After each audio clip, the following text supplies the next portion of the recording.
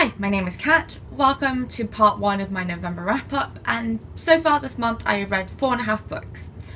So the first book I read was The Omnivores Dilemma by Michael, surname I can never pronounce properly, Pollan. I don't know which one it is. This is about how the food industry in America is very different to what most people think. It's not happy pigs and happy cows, or even mildly happy pigs and cows and chickens, but instead a lot of corn. It's well researched and very well written, and actually at the end of the novel I didn't agree with all of his conclusions, but there is enough information in here to form your own opinion. The second book I read was Hollow City, which is the second novel in the Miss Peregrine's Peculiar Children series by Ransom. Now, if you like creepy and strange things, if you are a fan of Stranger Things, you might want to check out this series. There's a movie that's just come out by Tim Burton, based on the first novel, and what I like about this book is the fast-paced storyline and the intriguing idea that there are these peculiar people in our world. As you can see from the back, there are these photos. I mean, the cover is pretty freaky as well. There are these photos scattered throughout the novel. Now, these are real photos that were probably doctored. For example, there's this one, which is not of a person, but kind of creepy nonetheless. So if that's your kind of thing, do check it out. I really do recommend it. The next book I read is a book I don't recommend reading if you don't want to cry your eyes out by the end of it, and that is When Breath Becomes Air by Kalanithi. Today I can't pronounce surnames apparently. Now, this beautiful, wonderful memoir is about a neurosurgeon scientist who finds out he has stage 4 lung cancer just as he's finishing his 10-year-long training. It has a lot of interesting insights into doctors, what doctors have to handle, what they deal with.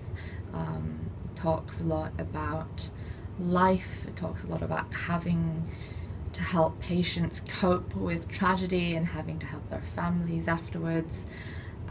I was in absolute tears by the end of it, and at work, because I read it over my lunch break for some reason, and I could not stop crying to my embarrassment. But so yeah, there's a little warning there. Maybe don't read it in public towards the end because you'll likely bawl.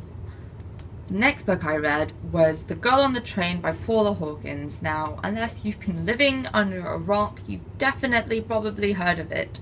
It's been a bestseller for ages. There's a movie coming out with Emily Blunt on it, and I mean, it's basically accosted me in every bookshop, in every library, and on every book website I've gone to, and I just thought, fine, I'm just gonna pick it up and read it and just be done with it because it was everywhere, and I'm glad I did.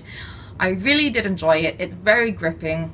I gave it 3 out of 5 stars because I thought it was brilliant until something happened, and I don't want to give any spoilers away, but something happened and it just wasn't really satisfying because of it. Like I said, I don't want to spoil it for you because I do recommend on giving it a go, and maybe you will disagree with me about what I think about this thing. The last book I want to talk about today is this one, The Life-Changing Magic of Tidying Up by Marie Kondo. This is a cultish kind of book.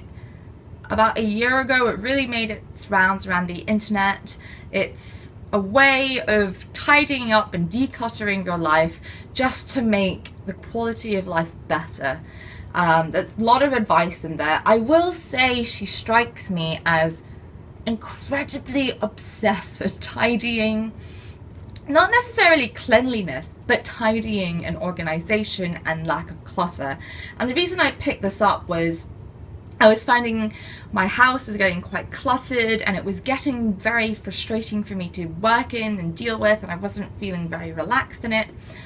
So I decided to pick this up, see what it could do for me, and to be honest, I have gone through what it said to do, and my house, my flat feels much better. She is odd, but really quite lovely, and you can tell that she just really wants to help people. I do really recommend this book if you want to refresh or revamp your living space. It really helped me, and I'm really glad I picked it up. So there you go, that's part 1 of my November wrap up. Please let me know if you've read any of the books or you're planning to read any of them. I'd love to hear from you. See you next time. Bye.